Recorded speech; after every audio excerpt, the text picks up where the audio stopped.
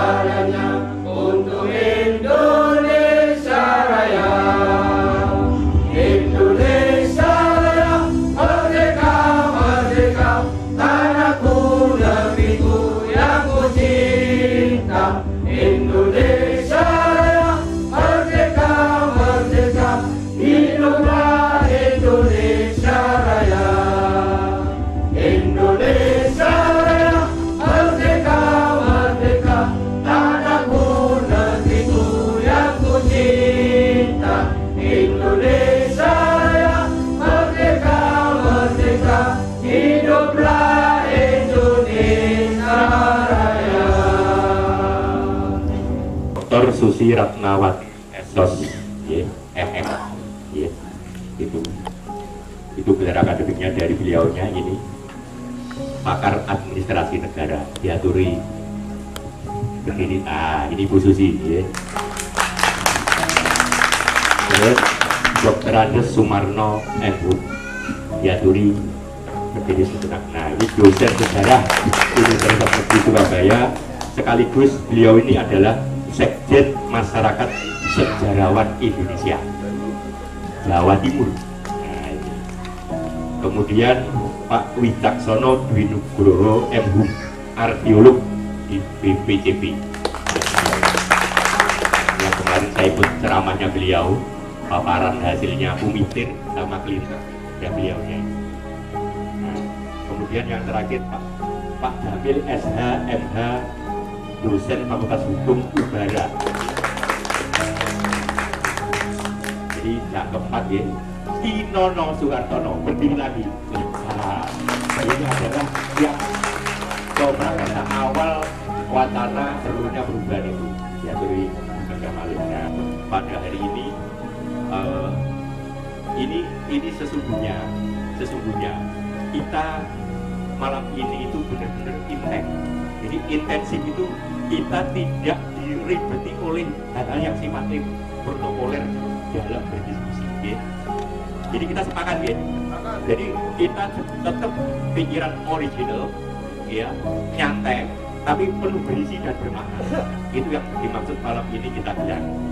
Untuk seperti itulah Gus Im tepuk tangan lagi. Monggo Pak Indra, kula aturi rumiyin.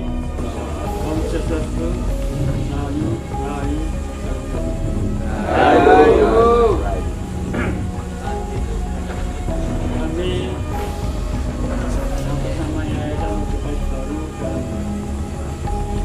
ketua pembina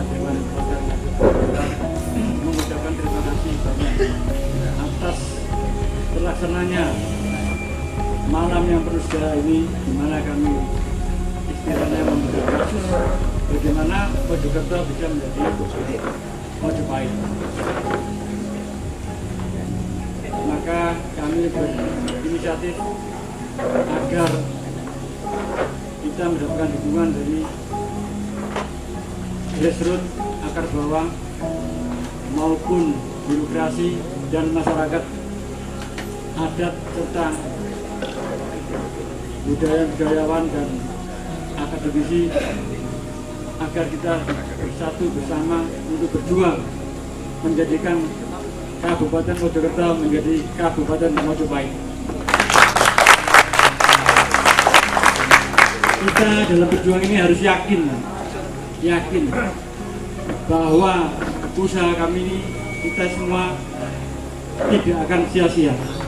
Kita mencatat sejarah bahwa kita sebagai penggagas maupun pemrakarsa untuk merubah nama buatan Belanda menjadi kembali kepada nama Majapahit milik leluhur kita sendiri. Maka dari sekarang kita berjuang memang tidak mudah seperti membalikan tangan, namun dengan keyakinan dan kegigihan dan keuletan kita bersama bersatu, saya yakin tujuan kita pasti berhasil. Dan tak lupa saya juga mengucapkan terima kasih kepada Gus I, Pak Kartini, terus Kinono dan Gus Taji dan semua saudara-saudara di Dewan Pelatihan Adat Budaya Mojopahit. Demikian sambutan saya ini sekedar untuk memotivasi kita semua supaya berjuang bersama-sama untuk menuju pada Mojopahit baru. Terima kasih saya ucapkan. Assalamualaikum warahmatullahi wabarakatuh. Mengapa event ini digelar? Tidak lain menggokulaturi Inono Sunan. Assalamualaikum warahmatullahi wabarakatuh. Rahayu, rahayu, rahayu. Terima kasih kepada bapak-bapak, ibu yang hadir pada malam ini. Yang terhormat bapak ibu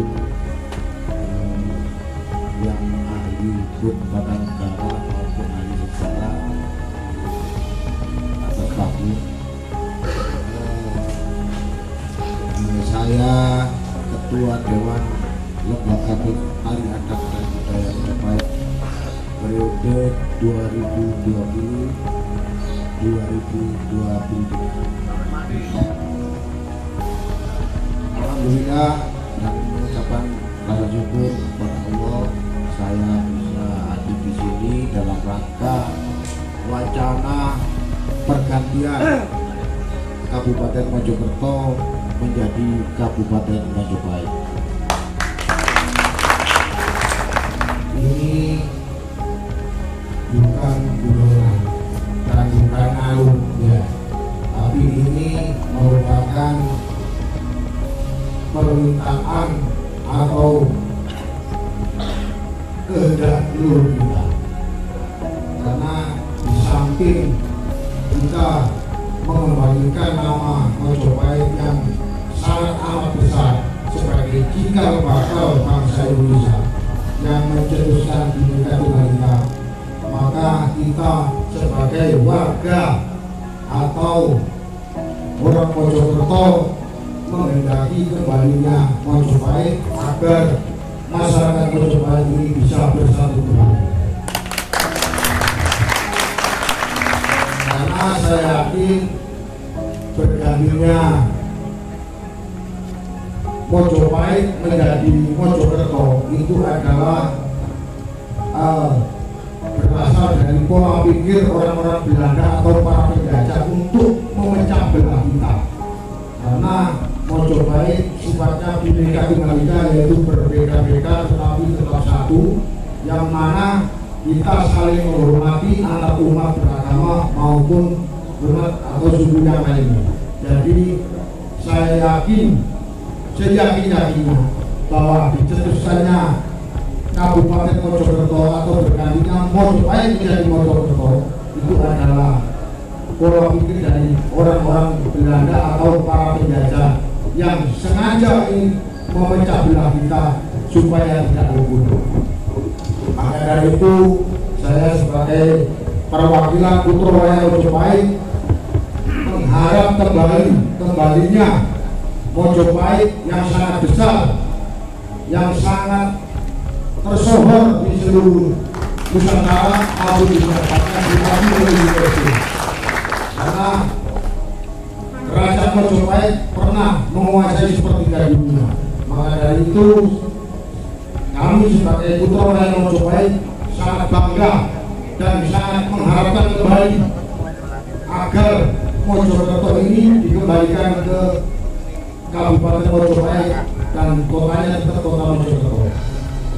Dengan hal itu kita bisa bersaing dengan kota-kota yang lain karena mengingat Mojokerto ini merupakan banyak sekali peninggalan atau situs-situs dan banyak juga para pengrajin baik berupa pengrajin batu, kuningan maupun kayu. Jadi kita bisa mengangkat destinasi wisata di bumi Mojopahit ini. Dengan nama Mojopahit, insya Allah dan saya yakin Mojokerto akan hadir dan makmur. Karena ini pengalaman saya semenjak saya lulus SMA tahun 93, saya merantau ke beberapa daerah. Saya memperkenalkan diri atau ditanya oleh warga sana, sampai ini dari mana?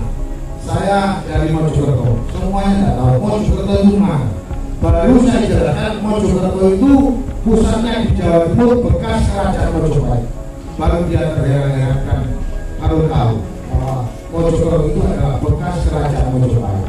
Maka dari itu semenjak saya ditunjuk oleh para sesepuh, para sesepuh dan semua sesepuh di Mojokerto ini untuk didapuk menjadi Ketua Dewan Lembaga Pelestarian dan Budaya, saya berkeyakinan, saya mempunyai ambisi bahwa ingin mengembalikan Mojopahit dengan seutuhnya.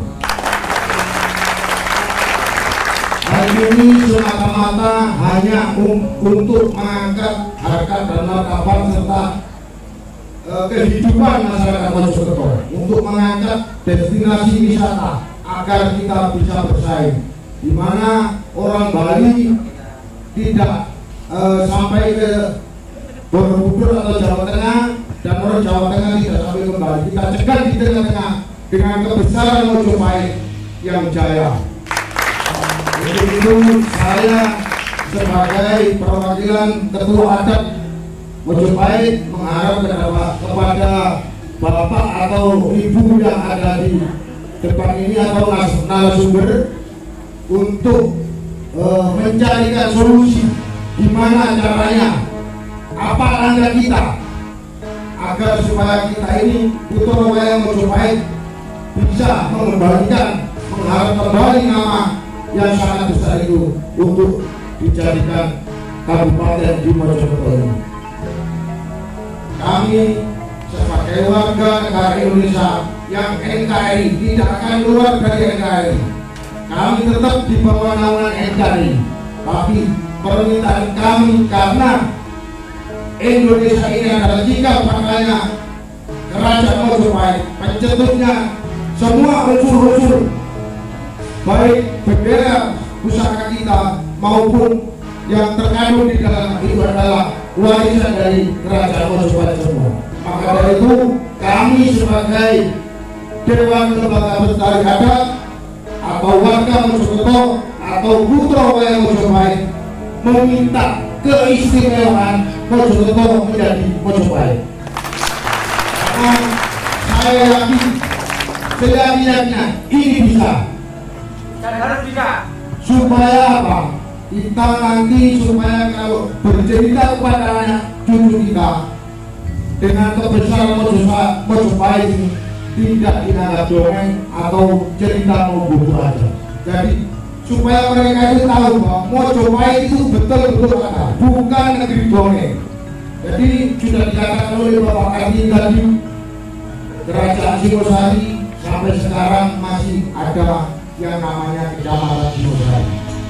Kerajaan Kediri sampai sekarang masih ada Kabupaten Kediri. Kerajaan Demak sampai sekarang di Jawa Tengah ada juga Kabupaten Demak. Begitu juga dengan yang lainnya, Cirebon, Kelungkung, Karangasem.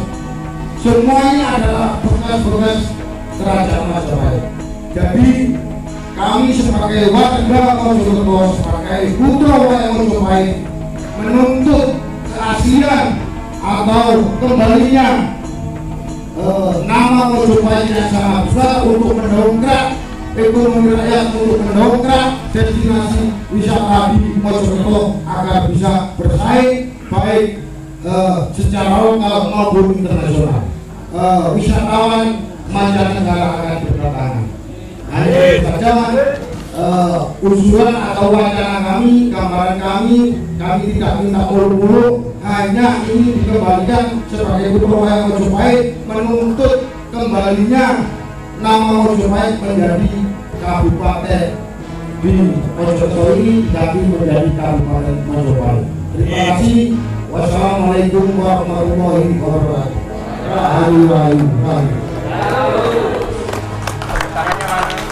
Ini tadi Ketua Dewan Lembaga Pelestari Adat dan Budaya Mojopahit Inono Suhartono dengan semangatnya yang membara, menunjukkan bukti memang beliau yang punya ide gagasan ini.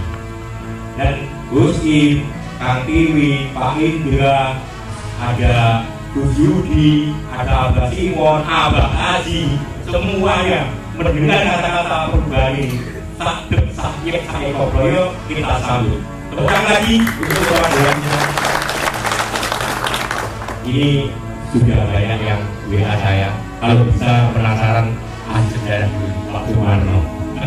Ahli sejarah itu ditunggu untuk kesaksiannya secara gelar akademiknya. Yang katanya sekjen dari sekjen masyarakat sejarah Jawa Timur. Jadi kepada beliau Bapak Dr. Andes Sumarno MHu, dosen sejarah Universitas Negeri Surabaya, sekjen masyarakat sejarawan Indonesia MSI Jawa Timur. Yang terhormat Bapak Ibu ini sepuh dari Paguyuban Budaya Mojokerto dan para panitia, para tamu undangan atau Paguyuban Budaya dan teman narasumber yang saya hormati. Saya merasa bersyukur bisa bertemu di tempat ini atas undangan dari panitia, khususnya Pak Indra. Permintaannya adalah Pak dalam rangka mengusulkan Kabupaten Mojokerto itu menjadi nama Kabupaten Majapahit.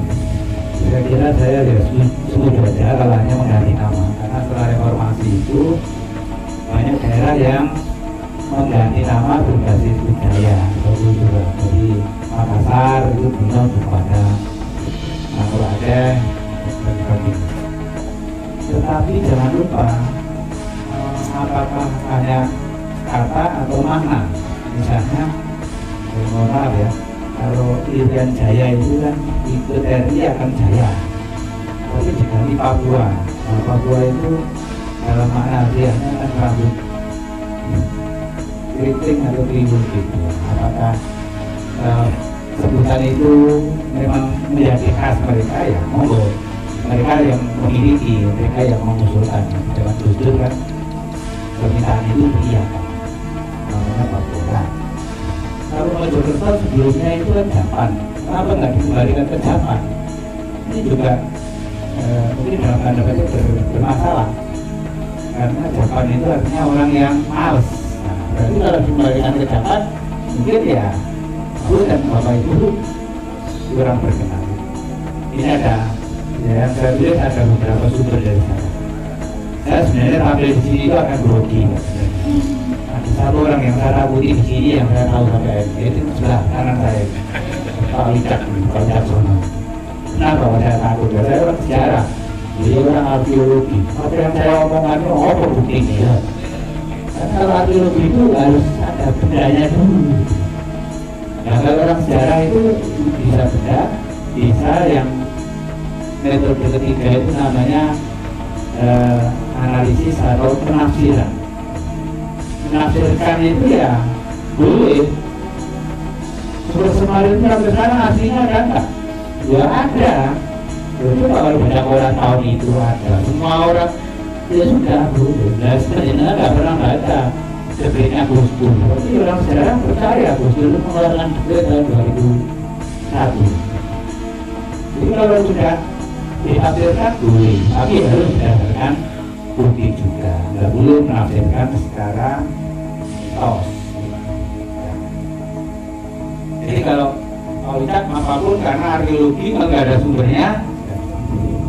Kalau saya, nah bedanya ya tadi ada yang namanya menafsirkan. Kalau apakah terowongan itu benar? Operasi ibu kota Majapahit berdasarkan sumber memang ya ada. Ya. Jadi terowongan itu kalau saya awali nih gambaran ibu kota Majapahit itu kan pusat pemerintahan letaknya di pedalaman. Jadi di sini kalau ibu kota zaman dulu benar ya. Kemudian ya Kepulauan Buluda itu melalui Papua Utara. Itu tadi utara Pak ya. Utara itu. Ini bapak-bapak yang lokasi ini harus seperti itu ya. Terdapat lapangan dikelilingi bangunan suci keagamaan. Kalau di utara, kalau konsepnya makrokosmos kan barat tempat ibadah, utara tempatnya, selatan tempatnya pemerintahan, ruang gede, daerah kuning dari ruang gede, dari ruang cilik, pokoknya pasar di utara, konsep makrokosmos ke pasar Jawa. Kulon Doni tempat ibadah, orang Doni ibadah, Pulau Mursal manggunnya penjara sebelah timur. Pulau Dap mikrokosmos kekuasaan Jawa. Sebenarnya begini ya Pak ya. Kalau begini rancangan Bangkalan yang masih ada, itu gampang. Tapi sejarahnya juga banyak yang diganti. Keraton juga. Tapi di barat itu tidak ada. Tapi ini kalau utara, apa di utara setelah dibagai ini keluarnya itu ya, mungkin perlu ditelusuri lagi. Kalau wilayah Majapahit itu keluarnya besar di sini ada petanya yang tapi karena tayangannya ada, ya kita diomongkan saja. Jadi terdapat bocoran rumah yang dibangun di atas teras berundak-undak lah. Ini kan gambar rumah, jadi apa tayangan ini. Kemudian dikelilingi kanal sebelah baratnya, ada kanalnya gambar. Tapi ini gambar ilustrasi Pak, jangan ditanya ini apa nggak? Ini kan ini belum teknologi lagi. Karena apa? Terowongan itu kalau benar menjadi ibu kota Majapahit. Nah, buku sejarahnya tidak ada Pak. Apakah kota Majapahit yang dimaksud adalah pemukiman terowongan? Tidak ada karya atau naskah sejarah yang membuktikan. Sejarah itu sangat ngomong yang tulisan Pak. Sangat ngomong yang angkat tahun. Itu ada sejarah itu tulisan. Kalau ada benda, nah tugas ini kok. Jadi pulau ini, apakah terowongan sebagai ibu kota Majapahit? Nah, kalau jauh Pak Wicak. Karena di sini tertulis tahun dari berbagai temuan. Nah, temuan itu tugasnya Pak Wicak. Ini genap kembali ini, Insya Allah. Jadi sekali lagi sejarah kalau tidak ada tulisan belum catat. Tapi kalau ada benda bisa dipersamakan. Prasasti Kalimantan Timur itu benar-benar nomor tahun nih. Adanya tulisan yang nggak ada tahunnya. Tapi kok bisa memperkirakan ada tepat dibandingkan tulisan yang sama di India? Boleh Ini namanya dalam ilmu sejarah menafsirkan. Nah, menafsirkan itu yang ada ilmu sejarah, kalau arkeologi tidak boleh. Ya, itu kemarin berdebat loh. Makam lu bener orangnya bukti yang buku apa namanya Maisan itu ya wis ganti yang terus sekarang ganti marmer dulu. Jadi itu dalam makam. Makam itu termasuk aliran modern Islam yang mengikuti sunnah Nabi. Makam ini nggak usah diketondo lah. Nanti waktu hijau cukup, nanti waktu kan hilang biasanya. Akhirnya dia kayaknya ya dia bertoyo. Aku beli selama ini saya ini bertoyo. Sudah ngambil itu makanya ya itu yang dipagari sterlis itu sekarang. Pokoknya pagari sterlis itu kan produk baru. Nah, ini sejarah arkeologi malam ini kumpul masih sesuai dengan harapan tadi. Kalau nanti soal hukum soal gambaran di negara beragama itu juga begitu Pak. Jadi ya negara beragama itu menjelaskan tentang Majapahit ini. Jadi selalu sebelum saya urutkan masalah apakah Trawulan benar sebagai ibu kota Majapahit, tapi kalau hanya asal kata memang ada di sejarah. Trawulan diambil dari nama kecamatan tempat ditemukannya mayoritas. Ada pendapat. Yang pertama itu boleh dari Magmain Pond, Rongwodo. Dari asal Trawulan. Dari Trawulan. Pendapat kedua, Serat Darmo Gandul. Ini ada moco, saya juga. Punya tapi si moco khusus ini adalah bukunya kampus. Jadi ada sumbernya. Untuk ke-20 itu tempat bernama Sastrawulan. Ini jadi Trawulan. Ada kan? Aku mau benar. Ya memang namanya sekarang Trawulan. Kalau kecamatan Trawulan masih apa namanya? Sampai hari ini. Nama kecamatan. Iya. Desa ada, kecamatan ada. Nah itu yang benar. Jadi kalau ganti nama tadi saya setuju. Yang saya nggak setuju itu Pak. Ya lepas. Kenapa kita itu? Kecamatan ya. Nanti nama saya ganti ya menambah mecah provinsi kabupaten kota Pak, saya tidak setuju Pak.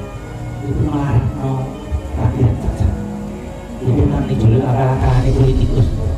Lihat kita makan ini Pak. Masa makan ini Pak.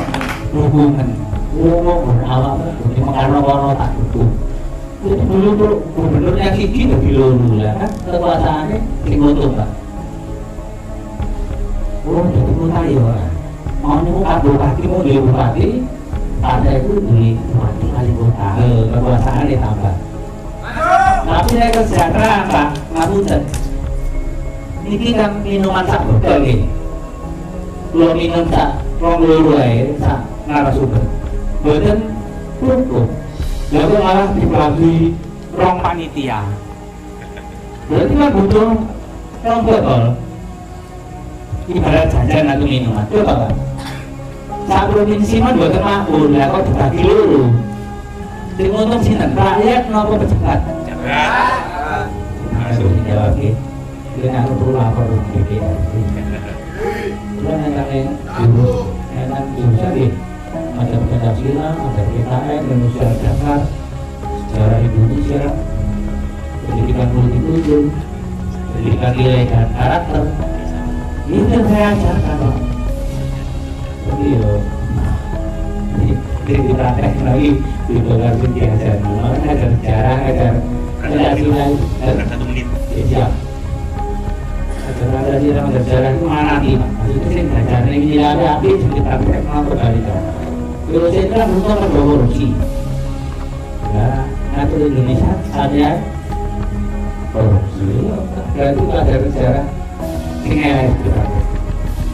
Trawulan ya, jadi Trawulan memang. Nah sekarang bukti-bukti bahwa Majapahit itu pusatnya di Trawulan. Nah, negara beragama, peraturan terus belum mau sumbernya jauh dulu. Nanti saya tinggalkan Pak Buahnya dia, catatan dari Cina, tentang istana Majapahit. soal Majapahit tadi dalam Ibung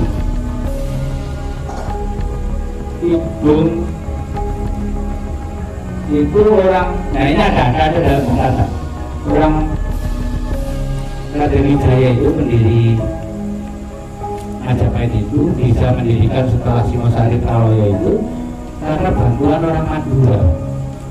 Nah, orang Madura itu ketika diajak bangun ini bersama apa sebenarnya komitenya Arya Minaraja atau Banyuwangi itu tidak nemu pohon, nemu buah, tidak itu tercap dalam hidup. Nah itu ya mungkin kan diicipin, yang kan senang jadi juga ngerti bahasa gembosi dipijet. Jangan ada ngerti, dan saya kan gembosi kenapa orang terus ngerti gembosi dipijet. Ngerti benar kalau ecung dia jadi Madura. Mungkin orang Madura itu sama nemu buah mojo itu. Ya, kalau zaman kecil saya kalau ini udah ke Sumatera, Pak, udah Jawa kelahiran Sumatera, Bapak Ibu orang ini. Di Lampung itu buah mojo itu namanya buah berenung. Ditusuk 2 atau 3, bijinya dikeluarkan, busuk dikeluarkan, terus dibersihkan, lah dibuat ngangsu, dikasih gagang dari rotan. Nah itu ngangsu dipikul, misalnya 3, ini 3 dipikul. Soalnya sih damel beli rendang. Alhamdulillah, la haula wala quwwata illa billah. Allahumma sholli ala sayyidina Muhammad wa ala ali sayyidina Muhammad. Al-Karom Gus Im yang Samina wa Qona segenap yang hadir di tempat ini, para narasumber yang kesemuanya saya banggakan.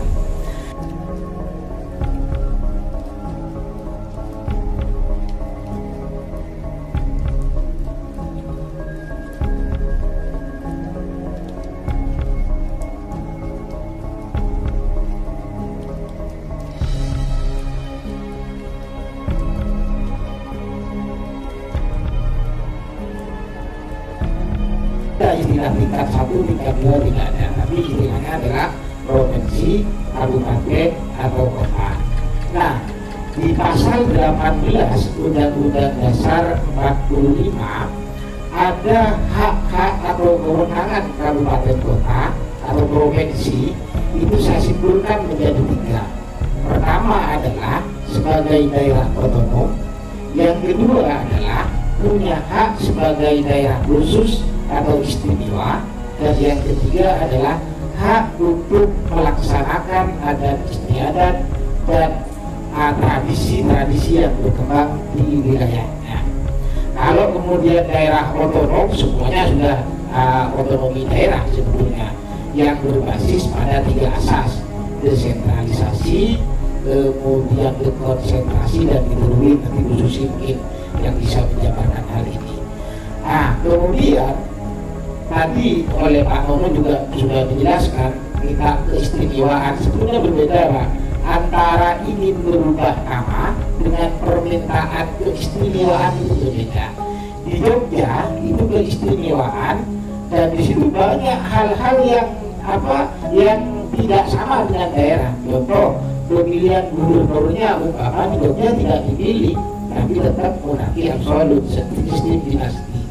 Kemudian di Aceh umpama partai politik lokal itu bisa di situ, daerah yang lain tidak bisa. Kemudian di DKI Jakarta sebagai daerah khusus umpama, di situ kabupaten kotanya tidak ada pemilihan bupati dan kota, tapi langsung ditunjuk. Ya, tidak ada pemilihan, hanya gubernurnya yang dipilih. Di Papua umpama, di Papua itu tidak langsung sebetulnya, sistem lokal masih kemudian dilegalkan berdasarkan putusan Mahkamah Konstitusi. Itu kalau daerah khusus atau daerah istimewa. Dan daerah khusus atau daerah istimewa payung hukumnya harus undang-undang, tidak boleh di bawah undang-undang. Misalkan peraturan pemerintah, peraturan menteri atau perda juga nggak boleh, harus undang-undang kalau minta daerah khusus atau daerah istimewa. Sedangkan kalau hanya meminta perubahan nama umpama, itu nggak usah undang-undang, cukup PP, peraturan pemerintah itu diatur di Undang-Undang 23 tahun 2014 tentang pemerintahan daerah. Itu ada ya, tentang kemudian bagaimana cara berubah nama. Saya punya data yang kemudian daerah-daerah yang sudah berubah. Tadi sudah salah satunya disebut oleh dari ahli sejarah, diantaranya Irian Jaya yang kemudian berubah Papua tadi ya. Kemudian Makassar yang semula Makassar kemudian menjadi apa itu Pak? Ujung Pandang kemudian berubah menjadi Makassar kembali. Ada juga ibu kota Kabupaten Pasir Provinsi Kalimantan Timur dari tanah Grogol menjadi tanah pasir. Ini peraturan pemerintah nomor 7 tahun 2013. Kemudian perubahan nama Kabupaten Toba Samosir menjadi Kabupaten Toba di Provinsi Sumatera Utara. Peraturan pemerintahnya peraturan pemerintah nomor 14 tahun 2020. Barusan ini berarti Pak perubahannya ini ya. Bahkan Gresik itu konon itu adalah Kabupaten Surabaya, tetapi karena kantor kotanya ada di Gresik maka kemudian menjadi Kabupaten Gresik semua. Jadi kantor pemerintahnya ada di Gresik, kota Gresik, sedangkan nama kabupatennya adalah nama Kabupaten Surabaya. Akhirnya kemudian diganti menjadi Kabupaten Gresik. Ini PP-nya PP 38 1974 sebelum reformasi ini Pak perubahannya ini ya. Jadi memang sangat mudah sebetulnya kalau hanya ingin meminta perubahan nama. Syarat-syaratnya pun juga sangat mudah. Syarat-syaratnya sangat mudah. Bahkan di Undang-Undang 23 tahun 2014 itu kan ada dua hal yang kemudian berdasarkan adat istiadat daerah itu. Pertama adalah pembentukan daerah, tadi sudah sempat disenggol tentang pemekaran itu. Yang kedua penyesuaian daerah. Pembentukan daerah ini meliputi pemekaran dan penggabungan. Kalau pemekaran atau penggabungan ini syaratnya ketat. Madura umpama pengen jadi provinsi itu harus punya kabupaten satu lagi. Ya, sekarang kan 4, Bangkalan, Pamekasan, Sampang, Sumeneb. Jadi nggak cukup syarat untuk menjadi provinsi. Kalau ingin menjadi provinsi bagaimana? Ya uji materi ke MK. Jangan 5 lah, 4 umpama. Kalau dikabulkan oleh MK bisa. Atau DPR suruh berubah undang-undangnya boleh. Atau ada kabupaten di Sumeneb umpama itu maritim kan banyak bisa oleh lautan umpama. Mekarkan dulu Sumeneb menjadi kota Sumeneb dan kabupaten Sumeneb. Kan 5 nanti kalau sudah mekar baru bisa juga menjadi provinsi. Tapi kata Pak ahli sejarah tadi jangan kemudian dikeroyok yang hanya satu kue kemudian dikeroyok orang banyak malah kesejahteraannya nanti terbengkalai gitu ya. Boleh lah ya. Jadi itu kalau untuk pemekaran. Kalau penyesuaian daerah salah satunya adalah perubahan nama kota, perubahan nama kabupaten, pemindahan ibu kota, pemindahan ibu kota itu juga termasuk dari unsur penyesuaian. Itu cukup mudah ya, syarat-syaratnya cukup mudah, cukup diusulkan oleh kabupaten ya, oleh pemerintah kabupaten atau diusulkan oleh masyarakat. Kenapa kok mengusulkan seperti itu? Pertama, karena adanya faktor sejarah. Yang kedua, adanya budaya, adat istiadat, atau adanya nama yang sama. Ini saya pikir kalau kemudian Mojokerto ingin merubah Majapahit sangat argumentatif, sangat beralasan. Ya. Siapa yang tidak kenal Majapahit? Sejarahnya saya pikir tidak hanya menasional tapi mendunia. Saksi-saksinya banyak, ahli sejarahnya banyak, kemudian antropologinya ada. Saya pikir sangat-sangat argumentatif untuk kemudian merubah Mojokerto menjadi Majapahit, baik dari aspek sejarah maupun dari aspek budaya. Nah, Syarat-syaratnya apa saja yang untuk kemudian melakukan perubahan nama tersebut? Pertama ada aspirasi masyarakat, ini sudah ada aspirasinya. Yang kedua membuat naskah akademik, nanti bisa kemudian menyuruh dari UNESA atau UBARA khususi untuk bikin naskah akademik, karena memang harus bekerja sama dengan kampus atau para ahli ya. Kemudian ada surat gubernur kepada DPRD provinsi untuk daerah provinsi, kalau daerah provinsi ya. Tapi kalau daerah kota adalah ada keputusan DPRD provinsi atau keputusan DPRD kabupaten kota tentang persetujuan pemberian atau perubahan nama. Jadi ada keputusan DPRD dan kabupaten kota bahwa kedua lembaga negara yang ada di daerah ini sudah menyetujui perubahan nama. Kemudian surat bupati, wali kota, kepada gubernur juga ada.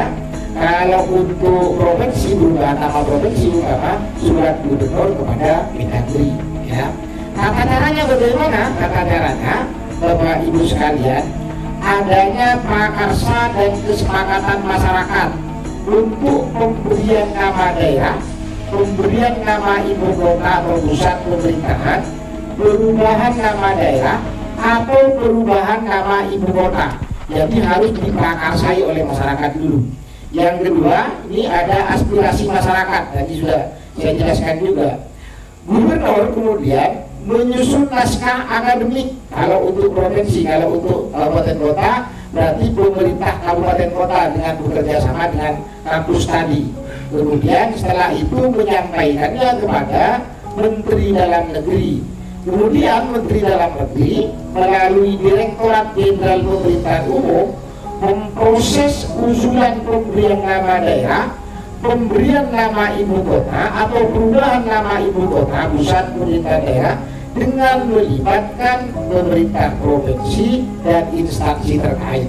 Jadi kalau kota nanti stakeholder yang ada di kota dilibatkan oleh pemerintah pusat, oleh kemudian Kementerian Dalam Negeri, dan payung hukumnya berupa peraturan pemerintah, tidak usah kuda-kuda. Jadi cukup mudah. Bahkan kalau pembentukan pemekaran itu, saya lihat tadi syarat-syaratnya itu, syarat-syarat untuk pemekaran daerah itu diatur oleh peraturan pemerintah. Tetapi kalau syarat-syarat perubahan nama hanya diatur oleh Permendagri di bawah peraturan pemerintah. Berarti ini kan sangat mudah sebetulnya, asalkan kemudian ya para masyarakat di sini sepakat, kemudian diproses naskah akademiknya jadi, kemudian para stakeholder yang ada di daerah betul-betul menyetujui dan mekanismenya, syarat-syaratnya cukup, insya Allah ya tidak sulit lah. Masa sih usulan yang baik seperti ini akan ditolak oleh pusat, kan begitu ya. Jauh kita tidak ingin membangkang atau melakukan pemberontakan, dan tidak, bahkan ingin pemilihan wali kota atau bupati tidak secara langsung, tidak kan, hanya merubah nama saja. Saya pikir itu cukup mudah dan monggo kita aplikasi. Cukup, terima kasih Pak Bim. 7 menit lebih 50 menit pas sekali. Jadi tadi Pak Sumarno, Pak Jamil, hari dan Pak Wicaksono. Jadi S3 itu memang memiliki kepurnaan. Jadi ketika aspek hukum, insya Allah dalam semuanya. Insya Allah juga cukup peraturan pemerintah. Mengatakan lagi. Nah ini Pak Wicaksono Bulaturi menyampaikan paparannya. Ya. Dari ahli sejarah, ahli hukum, dari disondingkan atau disandingkan lagi. Jadi lebih ilmiah lagi, lebih jelimet arkeolognya Pak Wicaksono Bulaturi. Monggo. 7 menit lagi. Monggo. Assalamualaikum warahmatullahi wabarakatuh. Salam sejahtera untuk kita semua. Salam budaya, Rahayu.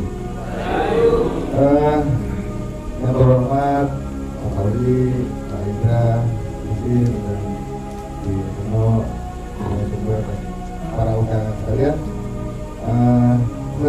apa ya, sudah diomongkan semua tadi oleh Pak Soekarno, terus kemudian dari sisi aspek hukumnya ini sangat mungkin begitu ya. Kayaknya semua cita-cita dari yang ada di sini kayaknya akan segera terwujud. Kalau dari sisi saya sih cuma pengen melihat, oke, kalau misalnya ingin mengangkat Majapahit, mana buktinya? Tadi yang perjuangan kita untuk mencari bukti-bukti bidang sejarah dari Majapahit, kota raja Majapahit yang ada di Trawulan belum selesai, Pak. Jadi kita terus melakukan ekskavasi. Mungkin teman-teman tahu pencarian kebudayaan di Kunir. Begitu kita baru menemukan situs yang luar biasa 6 hektar, Pak. Dan kita juga sebagai istana dari Trewalker yang masih butuh kajian lagi, kanan kiri, selatan utara, barat timur, begitu. Iya, di Trawulan itu belum apa ya, Mojokerto. Jadi tentu saja kalau saya pribadi di awal sangat mendukung karena nama itu adalah doa, Pak ya. Jadi kalau misalnya kita melihat sejarahnya tadi yang sudah disampaikan, Mojokerto itu buatan Belanda, begitu, dari Jepang yang pada perjanjian di tahun 1995 jadi itu memecah Jepang menjadi Mojokerto di bawah Yogyakarta, terus kemudian Wirasabah di bawah Solo. Ya, aslinya satu, Pak. Begitu. Kalau dari bukti arkeologisnya, tinggalan kota raja Majapahit, Wilwatikta Pura itu ya di Jepang dan di Wirasabah, begitu. Yang kemudian dipecah oleh Belanda, terus kemudian pada masa Inggris pun sama diambil alih oleh Inggris karena kekalahan dari keraton Jogja dan keraton Solo. Pada tahun 1816 kembali lagi disatukan lagi dan kemudian dipisah lagi pada tahun 1838 disebut 4 ya kalau nggak salah 14 ya. 12 September Ya itu dipisah lagi ya. Kalau aslinya namanya Mojokerto, Jepang, Jombang, Wirasabah, satu wilayah Wilwatikta Pura. Kalau Wilwatikta itu kan Wilwa Maja, terus Tikta itu Pahit, dia Mojopahit, nggak ada bedanya, gitu ya. Di negara Ketagaman disebutkan Wilwatikta, di Pararaton disebutkan Majapahit. Iya Pararaton. Nah jadi nama Majapahit itu disebutkan di Pararaton. Yang baik Wilwatikta maupun Majapahit semua artinya sama.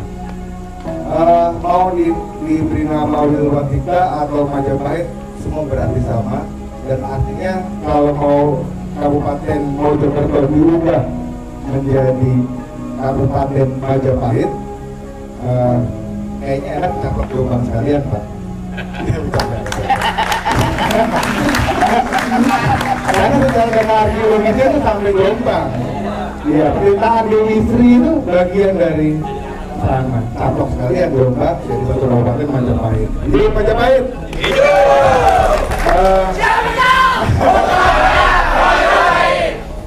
Iya, begitu sih kalau dari perspektif saya. Jadi iya, Jombang juga nggak maju-maju itu ya. Iya, mungkin akan lebih maju juga bila itu di bawah panji-panji Majapahit. Betul nggak, Pak?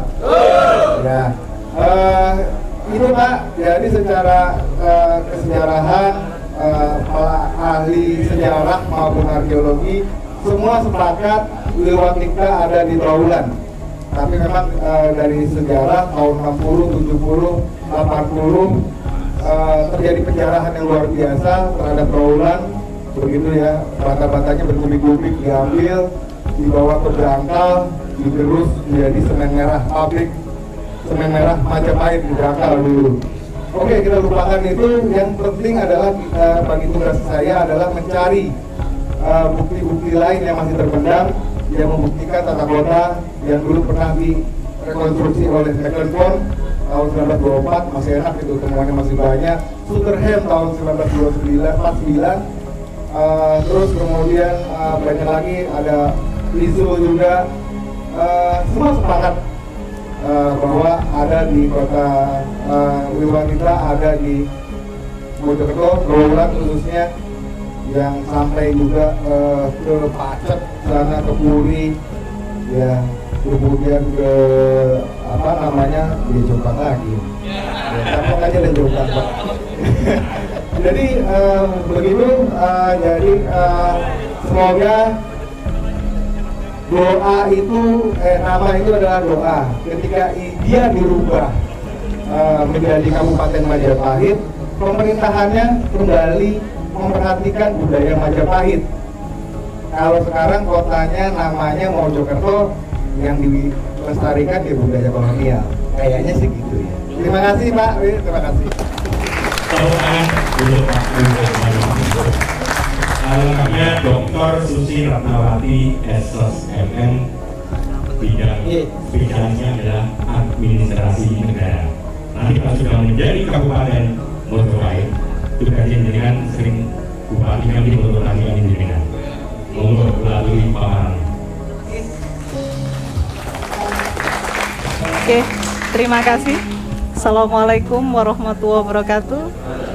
Selamat malam semuanya, Bapak Ibu, para budayawan. Pak Indra ini sebenarnya sahabat lama, gitu ya. Beliau sama-sama S2 bersama dengan saya, tapi ketika S1-nya beliau mahasiswa saya. Ternyata mahasiswanya jauh maju ya. Jadi perubahan nama mungkin mudah secara normatif, tetapi kalau kita lihat bahwa perubahan ini jika tidak kita kelola dengan baik, itu bisa menimbulkan yang namanya konflik. Kalau komunikasi politik kita tidak bagus, itu akan menimbulkan konflik. Karena itu mungkin di atas nggak ada masalah, tapi yang di bawah-bawah ini loh. Itu ya. Itu menurut saya. Nah, apa yang dibutuhkan? Yang dibutuhkan adalah dialog. Sosialisasi, masyarakat harus tahu tujuannya apa. Oh, ini ada historisnya Mojopahit. Kenapa kita pakai Mojopahit gitu misalnya. Ada historisnya dan masyarakat harus tahu karena tidak semua masyarakat tahu. Gitu ya. Itu yang terpenting. Jadi memang konflik itu tidak bisa dihindari, tetapi konflik itu bisa dikelola. Itu pentingnya untuk mengelola konflik. Jadi agar tujuan ini bisa tercapai. Kalau hanya secara normatif kita mengganti saja itu mudah. Hanya diajukan saja ke Mendagri, tetapi kan kita harus punya argumentatif. Argumentasi yang pas, kenapa ini harus diganti. Kemudian tadi saya bilang apa yang mau dituju, apakah ini peningkatan secara administratif ya. Nah, itu memerlukan satu regulasi, satu kebijakan. Nah, di dalam kebijakan tadi diperlukan adanya people power dari bawah, dari masyarakat ya. Mungkin yang di sini mayoritas yang berkumpul para budayawan yang paham betul secara historis sejarah dari Mojopahit. Tapi orang-orang yang di bawah sana, ya, mereka nggak paham. Ngapain sih pakai ganti-ganti? Gitu. Ya mereka pikir dari Mojopahit dari Mojokerto ganti Mojopahit, ala paling pakai bubur merah ya udah selesai. Gitu. Mereka nggak tahu esensinya buat apa. Apakah pergantian itu secara substantif atau pergantian hanya nama saja ya, tadi yang saya sebutkan hanya nomenklatur aja ya Pak Jamil ya, pergantian nama aja, atau pergantian itu tadi yang merambah seperti dikatakan oleh Pak Wicaksono, nah caplok saja gitu ya, Jombang ya, oh mereka punya potensi ekonomi, kita udah iya sikat aja gitu kan ya, sekalian gitu kan, sekalian capek kan gitu.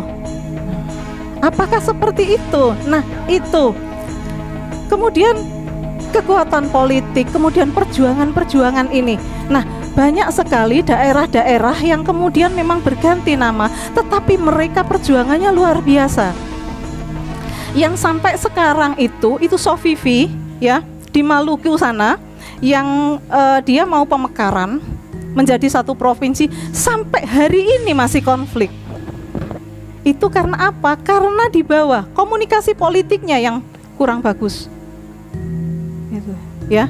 Konflik itu tidak bisa dihindari, tetapi bisa dikelola. Itu ya. Nah, kemudian apakah historis ini memang ke arah sana? Betul-betul kita secara historis saja untuk perubahan nama ini, ataukah memang ada yang namanya interest secara ekonomi politik? Mohon maaf, ini kita kan mau menghadapi pilkada. Nah, pikiran orang sudah, jangan-jangan si itu, si A, si B, ya kan? Namanya pikiran orang banyak banget gitu, ya. Tidak selalu bisa mengikuti apa yang kita mau. Karena itu diperlukan ya itu tadi. Nah, perspektif yang terpenting adalah bagaimana komunikasi politik ini dilihat dari dua perspektif. Yang pertama yaitu perangkat institusi politik. Itu tidak bisa kita tidak masuk di sana. Ya Pak Jamil? Siap. Perangkat institusi politik itu penting. Eksekutif, legislatif, yudikatif. Kita masuk di situ. Nggak bisa kita tinggalkan dalam perangkat politik. Kemudian organisasi media yang terlibat, itu pentingnya. Bagaimana media ini bisa mensosialisasikan, ya, bagaimana mereka, ini loh Mojopahit, gencar banget sehingga ini masuk ke dalam telinga para masyarakat yang ada di Mojokerto. Wah, Mojopahit asik juga ya, kita kembali. Wah, sudah mereka halu, sudah pikirannya nyampe kemana-mana. Waduh, ya, diciptakan itu dulu dengan media. Kita rangkul media, ya. Jadi dibuat heboh dulu, ya. Masa cuman Leslar aja yang trending ya? Mojopahit harus trending.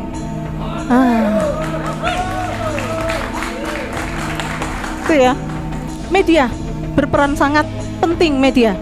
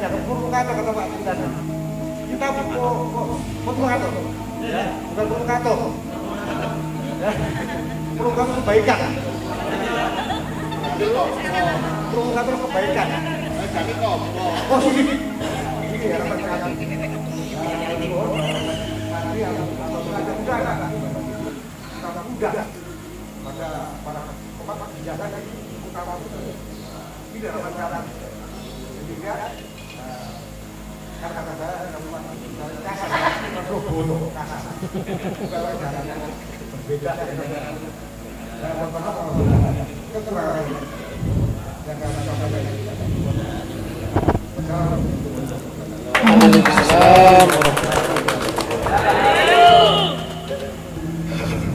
buah mojo, ada akar. Dan tapi disebut akar mojo ya. Kita ini bapak betul ini bapak Mujito akar mojo. Assalamualaikum warahmatullahi wabarakatuh. Waalaikumsalam. Rahayu salam hidupati. Salam nyawiji kang kajiwan. Kajiwan kang nyawiji, wiji handayangi wiji, yo wiji ning kabudayan. Karena setelah saya renungkan, kok seolah-olah ini saya ini silaturahim kebudayaan ujung Galuh Cangkul, Surabaya, Mojokerto. Saat saya di Pangkat, saya melihat dan Mojokertonya ya, serta terowongannya.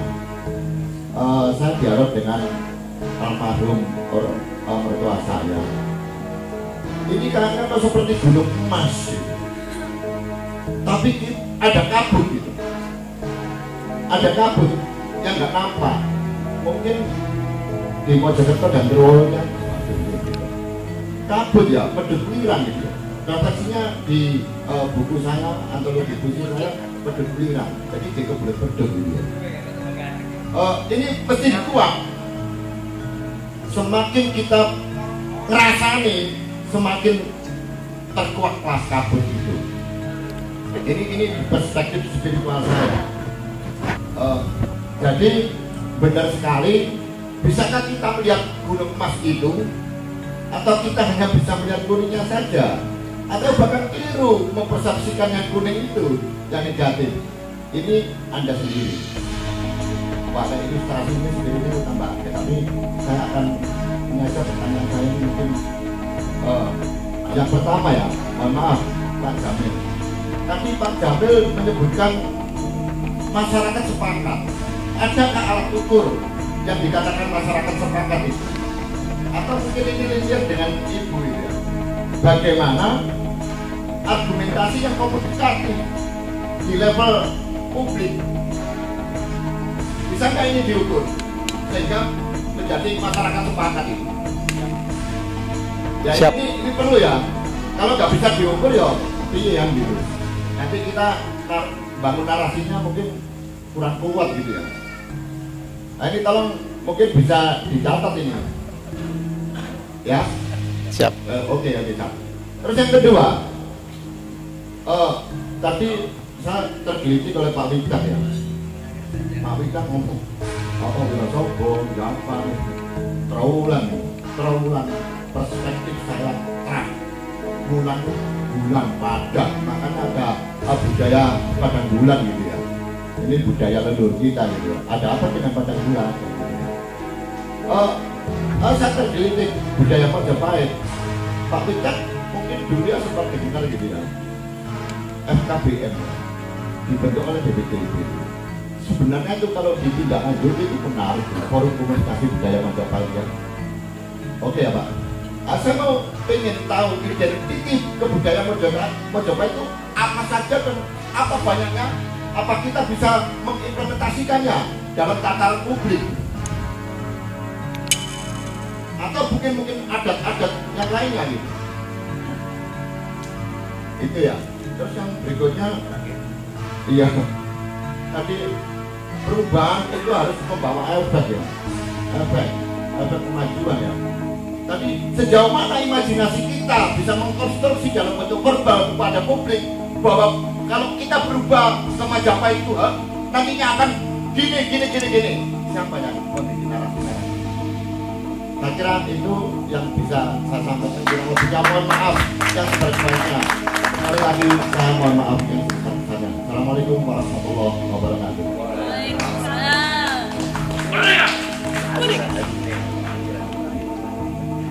Ini Bapak Ibu kan akhirnya semakin malam semakin tahu.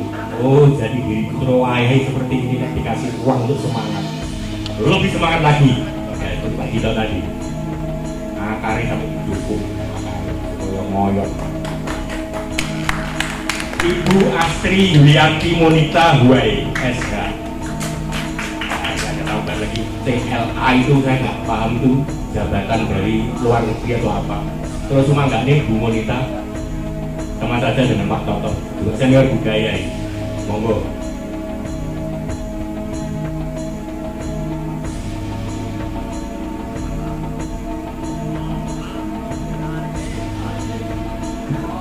Assalamualaikum warahmatullahi wabarakatuh. Waalaikumsalam. Rahayu.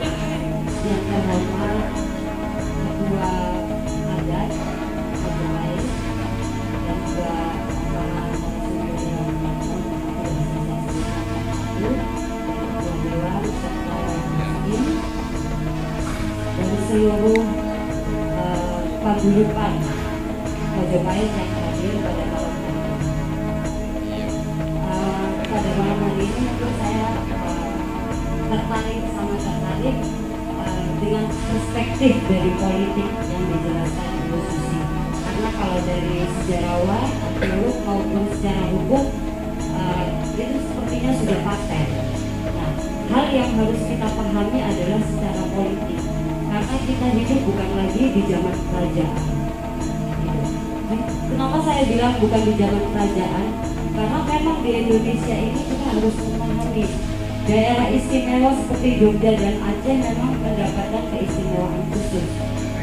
Tapi seperti daerah-daerah kerajaan yang lain yang juga ada pemerintahan wali kota, bupati maupun gubernurnya seperti Ternate, Ganti Dori serta sekitarnya, itu yang sangat diperhatikan memang pemerintah, bukan kerajaan. Kerajaan ini mendapatkan dana dari anggaran dari pemerintah. Jadi seperti itu. Yang ini fakta ya, fakta di dalam pemerintahan Indonesia pada saat ini. Nah, kemudian pada saat ini kalau kita lihat Kabupaten Mojokerto ini mau menjadi Mojopahit, itu sungguh luar biasa bagi saya. Karena seharusnya juga di sini ada kerajaan Mojopahit. Dan itu memang sangat istimewa karena Mojopahit itu wilayah kekuasaannya maupun wilayah penyebarannya itu hampir seluruh Nusantara, bahkan sepertiga dari dunia. Nah, di sini saya mau masuk dengan sisi politik, membaca dengan keadaan politik kita pada saat ini. Yang mau saya tanyakan kepada Ibu Susi, bahwasannya rekan-rekan ini semua dan kami semua mempunyai satu keinginan untuk Kabupaten Mojokerto ini menjadi Kabupaten Mojopahit. Kalau kita berbicara politik ini sudah tanda kutip, pasti pemerintahan kita mengira pasti ini hal yang utama. Setelah dijadikan Kabupaten Mojopahit ini berarti ada pemekaran lagi. Nah, demikian. Artinya pemekaran ada Kabupaten Mojopahit, artinya nanti apakah akan mereka bikin lagi Kota Mojopahit? Seperti itu. Nah, ini yang harus kita yakinkan bahwa kita berangkat ini dari budaya, bukan kita berangkat dari kepentingan politik. Sementara dari grassroots bawah kepada masyarakat pun kita untuk meyakinkan itu tidak sesederhana yang mungkin seperti Permendagri ya, untuk mengganti nama itu sudah ada step-stepnya, proses-prosesnya sangat mudah, maupun secara sejarah dan arkeolog memang disinilah tempat kerajaan Mojopahit. Tapi secara politik ini yang kita sungguh tidak sederhana bagi saya. Sehingga di sini kami membutuhkan satu strategi bagaimana kami bisa masuk ke seluruh elemen masyarakat maupun seluruh elemen pemerintah untuk meyakinkan bahwa kami berangkat dengan budaya leluhur. Terima kasih. Wassalamualaikum warahmatullahi wabarakatuh. Waalaikumsalam. Sempurna. Nah, ini ada 4 narasumber. Ini tadi masih ada 3 penanya. Nah, biar adil harus 4. Yang 3 tadi saya tunjuk, Nah, yang keempat ini demokratis. Jalan Seno Aji, monggo.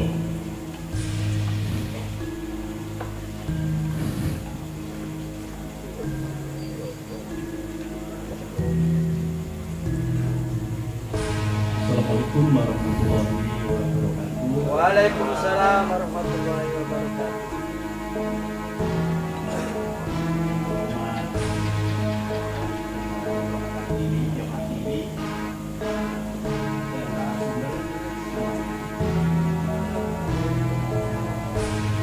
Seakan-akan saya tidak terpanggil dalam hati, biarpun tidak dipahami namanya dari moderator, maka mungkin ini ada sebuah ganjalan dengan pertanyaan saya. Menurut saya yang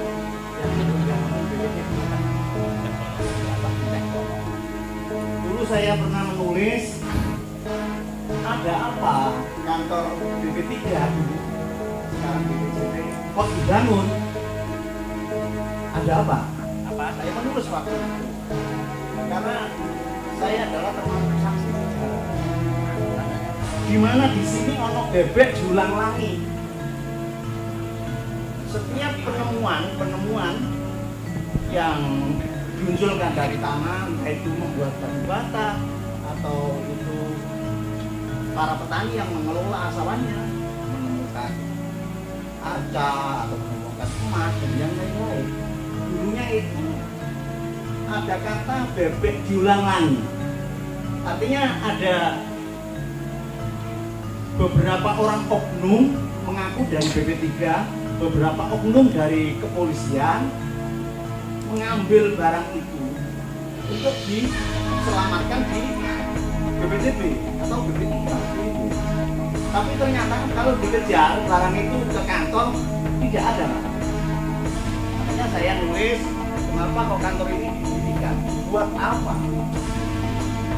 Yang kedua, untuk BPJP lagi, kenapa giat program kerjanya BPJP itu kok kalah selangkah dengan yang lain-lain? Artinya kalau ada wacana atau momen penemuan cepat langsung diambil sikat. Jadi yang lalu lalang ini orang-orang yang senengane memperbesar perutnya atau pedagang-pedagang arca yang lain-lain itu lebih dulu dan untuk penemuan Candi Brau Bapak ya tahu 62 kilo emas itu di tahun ya ini sudah khusus unek-uneknya ya ke Bapak BPJP tolong diperjelas sebuah bukti nyata bahwa Mojopahit itu ada sampai 62 kilo emas ditemukan di antara Candi Gentong dan Candi Brau di tahun 87 itu nyata ada, saya juga saksinya gitu. Yang sebagai pertanyaannya begini, dengan yel atau Trowaya Mojopahit yang sangat berat sekali waktu saya wayangan tutup Suro, di mana waktu itu pemerintah tidak mengadakan acara agenda rutin di Bendungan, bukan berarti tidak mengadakan, memang dalam masa pandemi dana itu tidak bisa dicairkan. Karena saya ingin mengangkat sebuah spirit budaya Mojopahit sehingga Suroan itu tetap saya gelar di sana. Kebetulan Bapak Juniani Kakak Ogan Bapak Nono Suhartono berpidato itu yang visi-misinya saya garis bawahi sangat suka sekali dengan untuk sebuah perubahan Kabupaten Mojokerto itu menjadi Kabupaten Mojopahit gitu ya. Yang untuk menggarisbawahi daripada pidato Bapak dalam konteksnya orang-orang mungkin saja setelah Mojokerto ini menjadi nama besar Kabupaten Mojopahit sebuah kebanggaan.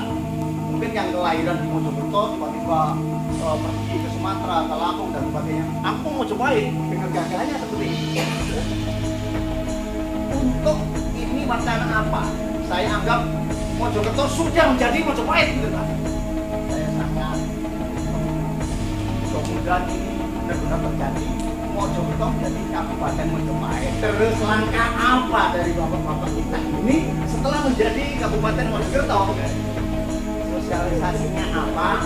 Soalnya budaya-budaya yang sangat kecil tentang budaya-budaya pertanian, budaya adat istiadat budaya yang lain, termasuk situs-situs yang sudah ditemukan di sekitar kita itu mengarah kepada budaya Mojopahit. Langkah-langkah apa kiranya setelah Mojopahit ini menjadi sebuah nama besar Kabupaten Mojokerto, langkah apa yang bisa sosialisasi? Terima kasih dari saya. Assalamualaikum warahmatullahi wabarakatuh. Sekuat apapun kita rancang, itu pasti ada konflik, karena konflik itu memang tidak bisa dihindari. Nah, dalam tadi saya menjelaskan perspektif untuk komunikasi politik, dan itu merupakan satu hal yang penting untuk dicatat ketika kita ingin melakukan satu perubahan, ya, baik itu perubahan nama secara substantif atau perubahan cukup nama secara nomenklatur. Itu harus ditentukan di awal. Nah, yang terpenting di dalam komunikasi politik itu, Mbak, adalah value. Kita harus punya value. Jadi untuk perubahan ke Mojopahit itu kita harus tentukan dulu value kita apa.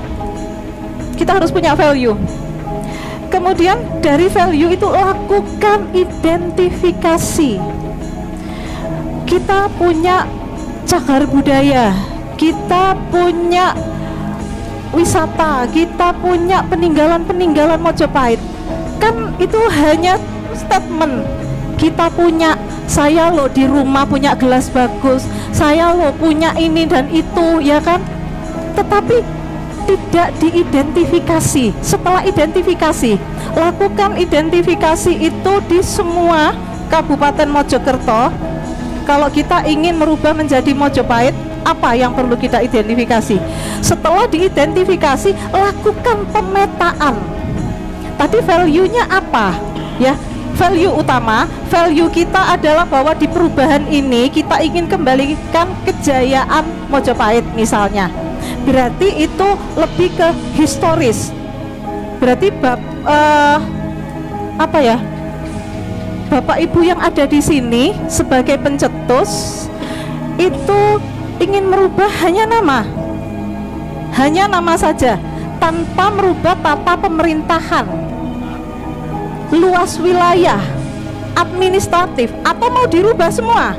Ketika nama Mojopahit itu ada, kemudian kecamatan, kelurahan itu berubah, hanya nama. Nah, itu yang harus ditentukan value-nya.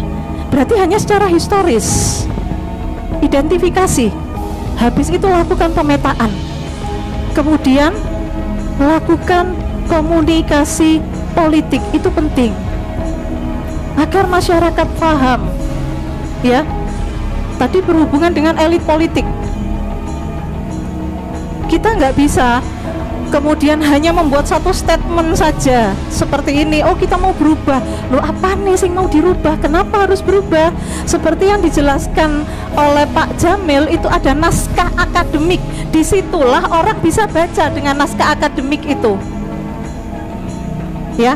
Analisis situasinya tadi yang saya sebutkan, identifikasi tadi, harus dijelaskan. Analisis situasinya seperti ini.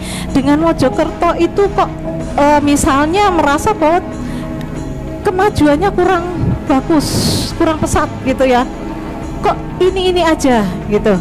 Kemudian budaya kerajaan Mojopahit itu kok enggak dimunculkan ke atas, misalnya seperti itu. Diidentifikasi, orang nggak mengenal dengan nama Mojokerto. Apa itu Mojokerto itu ya. Nah, misalnya itu. Jadi lakukan identifikasi dulu. Jadi ini sebenarnya kalau dibilang merubah nama saja secara normatif, ya dirubah aja nama, sama dengan kayak ketika kita berubah nama kemudian dibancai bubur merah selesai.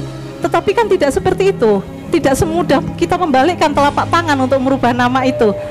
Ya, karena masyarakat ini banyak banget loh.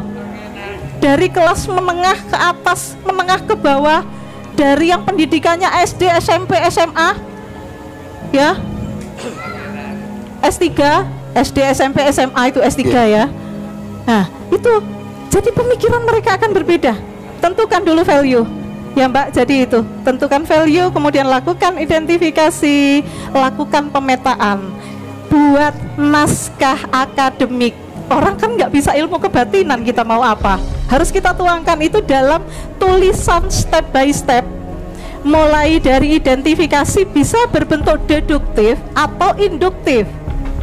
Ya, dari mulai umum dulu. Mojokerto itu apa, ini potensinya seperti ini ke khusus, nanti mengarah ke kenapa harus berubah menjadi Mojopahit, atau khusus dulu baru ke umum. Identifikasi berupa data-data secara kuantitatif yang menunjukkan cagar budaya seperti ini, ada museum, ada ini potensi daerah seperti itu secara kuantitatif, kemudian dijelaskan dengan argumentasi secara kualitatif. Itu menurut saya harus dituangkan ke dalam naskah akademik ya. Itu. Jadi memang harus ada pakar-pakarnya, orang-orangnya. Itu kita nggak bisa langsung berubah gitu ya. Harus itu, value-nya harus jelas. Mungkin itu Mbak, ada lagi? Sudah cukup, terima kasih. Mungkin bisa ditambahkan yang lain. Usia Kabupaten Mojokerto itu berapa tahun? Nah, itu diambil dari apa Pak? Iya, dari 1293 ya terbentuknya Majapahit. Jadi bukan terbentuknya Mojokerto, malah terbentuknya Majapahit. Itu jelas sekali dari sejarah ya, begitu. Jadi itu sebenarnya 727 itu hari lahir Mojokerto apa hari lahir Majapahit Pak? Nah itu udah sejawab. Jadi keinginan untuk merubah Mojokerto menjadi Majapahit sudah, rasionalisasinya sudah Pak ya, secara sejarah. Tadi pertanyaannya nilai apa kekasan ya Pak ya dari Majapahit yang menjadi ciri khas Majapahit. Kalau dari sejarah, kemudian berbagai literatur dan berbagai benda-benda artefak ya, karena saya kerjaannya yang ngelus-ngelus arca gitu ya. Menurut saya nilai ciri khas Majapahit yang paling penting itu adalah multikultural. Jadi Majapahit hidup dengan berbagai budaya, dan satu prinsip yang dipegang Majapahit adalah Bhinneka Tunggal Ika. Berbeda tapi satu. Yes, lanjutannya sana. Oke, itu Pak yang menurut saya kekuatan dari Majapahit yang kemudian diwariskan oleh ke Indonesia. Majapahit pun runtuh karena perang saudara sendiri. Jadi kita sudah diberi contoh begitu ya. Dan Majapahit besar karena menjunjung Bhinneka Tunggal Ika dalam kehidupan multikultural. Berbagai agama, berbagai suku, begitu, berbagai pemikiran, semua tetap hidup rukun. Menurut saya luar biasa. Menurut saya luar biasa sekali itu kebesaran Majapahit itu, ciri khasnya di sana. Terus terkait dengan pertanyaan tentang BPCB atau BP3, kenapa BPCB atau BP3 didirikan, dipertanyakan begitu ya. Sebenarnya bukan instansinya kok Pak yang salah, ya, tapi mungkin adalah oknum atau yang mengatasnamakan instansi. Instansi nggak pernah salah, kepolisian dibentuk itu nggak pernah salah. Cuma kadang-kadang oknum-oknumnya yang membuat nama instansi itu coreng. Pun begitu BPCB atau BP3. Jadi saya temuan tadi yang disampaikan tadi tentang apa namanya coretan-coretan terhadap BPCB, saya nggak bisa jawab Pak ya, saya belum masuk ya di BPCB. Yang pasti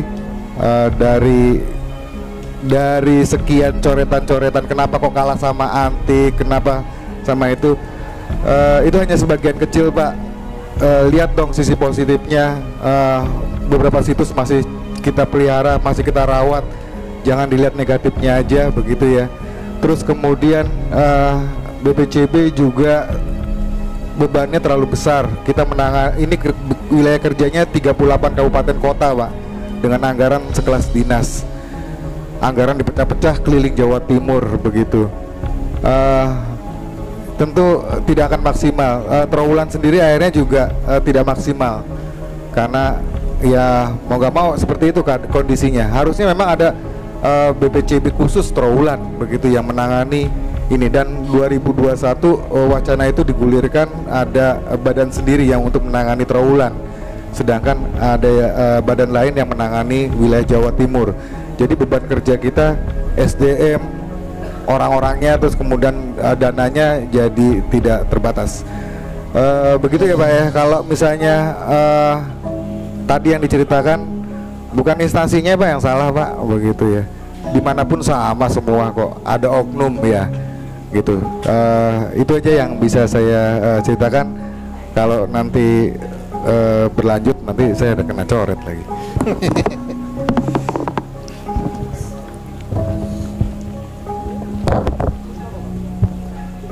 Ya, terima kasih karena berdasarkan urutan maka saya mencoba memahami pertanyaan Bapak Ibu terkait dengan apakah perubahan itu membawa kemajuan, ya.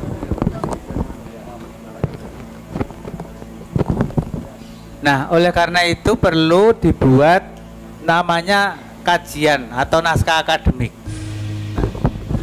Di dalam naskah akademik itu biasanya akan dituangkan pendahuluan, alasannya kenapa.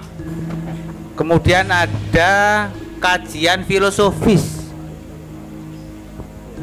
Artinya secara filosofi itu perubahan nama itu apa? Misalnya Bapak Ibu ya, otonomi daerah itu sebenarnya secara filosofis itu kan baik Pak. Kalau terpusat semua uang ditarik ke pusat, kita kebagian berapa daerah? Kalau yang kaya seperti Aceh Bapak Ibu, menghasil tambang aluminium saat itu terbesar penyumbang devisa, tapi apa Bu namanya kehidupan masyarakat itu apa? Standar hidup. Ya, standar hidup rakyat Aceh itu paling rendah di Indonesia.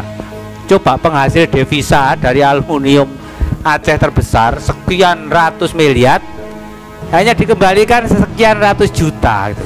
Nah, otonomi itu maunya sebagian kekayaan daerah itu dikembalikan langsung supaya sing kekayaan banyak ya menikmati kesejahteraan itu. Nggak malah dikorupsi. Nah, itu yang paling susah. Maaf ya, di Indonesia Timur Papua itu maunya diberi otonomi, tetapi katanya ya itu tadi lebih banyak yang masuk kantongnya oknum daripada ke masyarakat. Jadi secara filosofi dengan praktek nggak nyambung. Jadi otonomi daerah ya maunya membagi kekayaan langsung. Yang daerah penghasil besar ya, tapi juga ada negatifnya. Madura setelah otonomi daerah karena pagerungan ya tambang itu sebagian dikembalikan, terus mintanya, oh kalau gitu itu pagerungan tak miliki sendiri, biar saya jadi provinsi pun berani punya tambang loh. Ya nggak bisa begitu, nggak bisa. Kayak Brunei, mengapa negara kecil kok kaya ya? Karena tambangnya besar dimiliki oleh rakyat yang kecil. Terus membandingkan itu ya, apa emang mau lepas dari NKRI ya repot, tidak? Jadi kita very otonomi itu ya maunya baik, tapi prakteknya ya malah banyak jadi raja di raja Pak.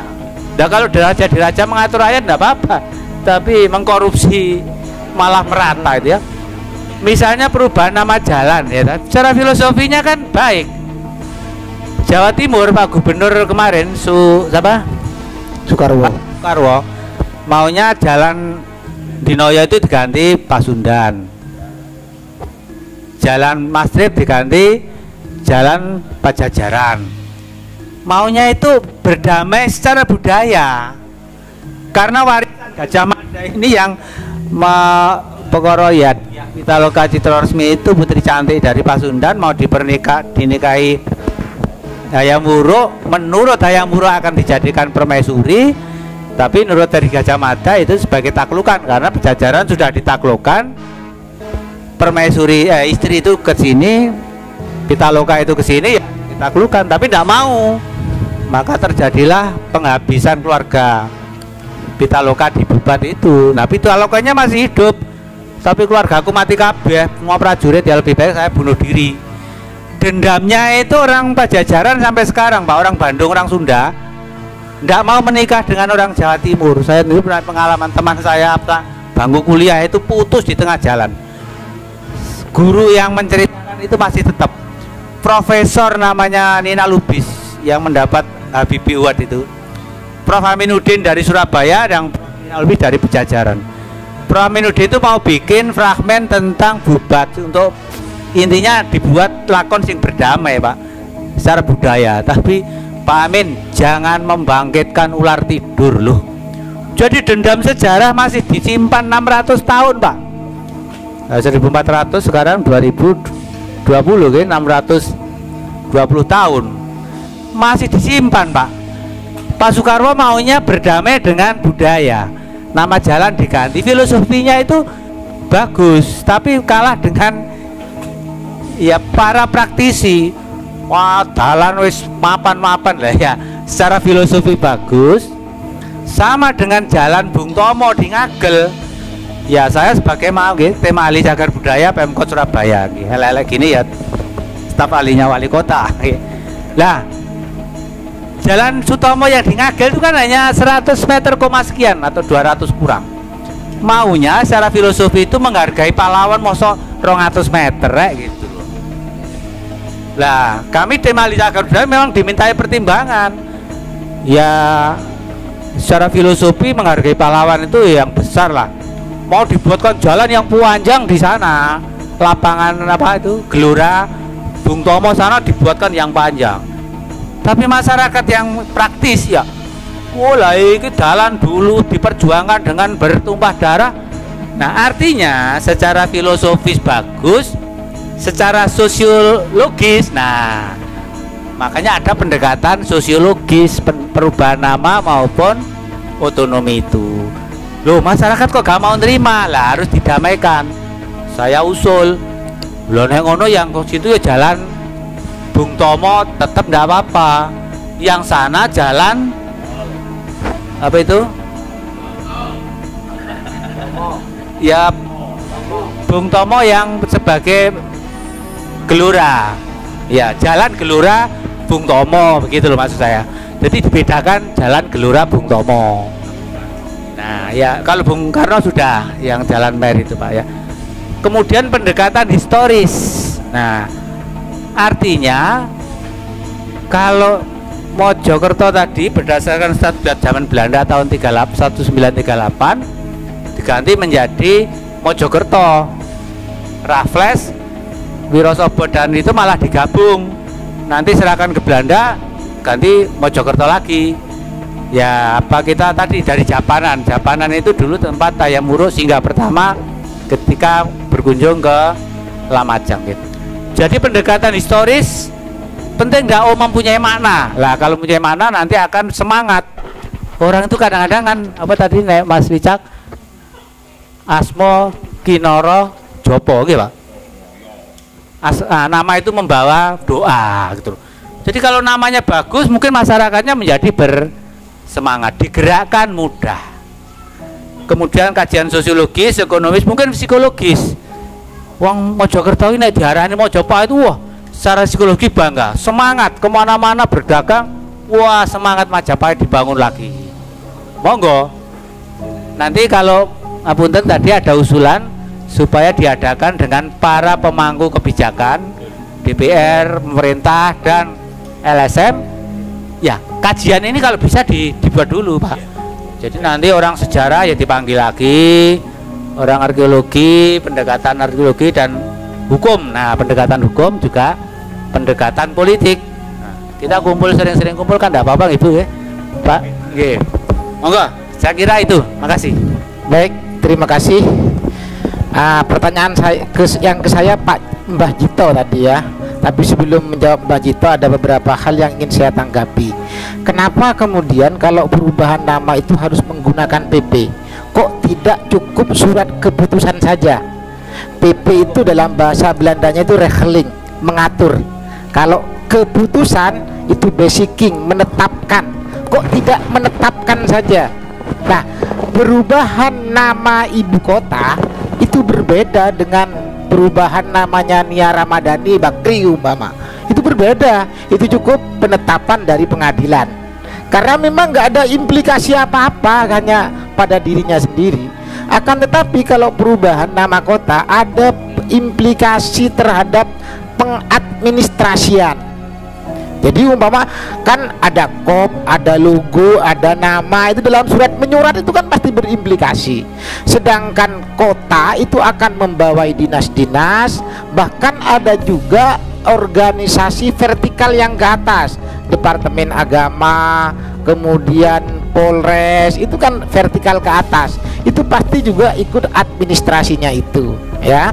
Jadi makanya harus diatur dengan peraturan, tidak cukup dengan surat keputusan. Untuk apa? Ada pasal-pasal nanti yang akan mengatur tentang keabsahan dari penggunaan nama yang sebelumnya sampai kapan. Itu diatur nanti dalam beberapa pasal, nanti diatur, sehingga harus menggunakan PP. Itu yang pertama. Yang kedua, kalau mencaplok Jombang, Pak, itu nanti penggabungan sudah, bukan penggantian nama. Itu sudah harus undang-undang, bukan, nggak cukup dengan PP, ya. Itu kalau sudah caplokan itu penggabungan lagi, ya, harus undang-undang, ya. Itu bergabung. Ya. Mengenai ukuran aspirasi, Pak, di Permendagri itu tidak ada ukurannya berapa. Apakah 1 cukup, 2 cukup, atau berapa cukup?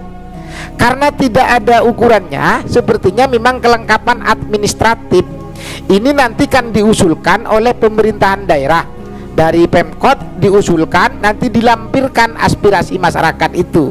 Tetapi kalau aspirasinya itu minim, pasti akan berpengaruh terhadap subjektivitas dari Mendagri. Apakah nanti akan diterima ataukah tidak? Pasti kalau sedikit ya kurang kuat, kalau banyak pasti akan lebih kuat. Tapi saya kira kalau sudah para budayawan, kelompok budayawan, kelompok apa umpama sudah menjadi satu aspirasi untuk merubah Mojokerto menjadi Majapahit, saya pikir sudah cukup kuat gitu loh. Artinya itu hanya persoalan kuat dan tidaknya. Saya pikir itu. Assalamualaikum warahmatullahi wabarakatuh.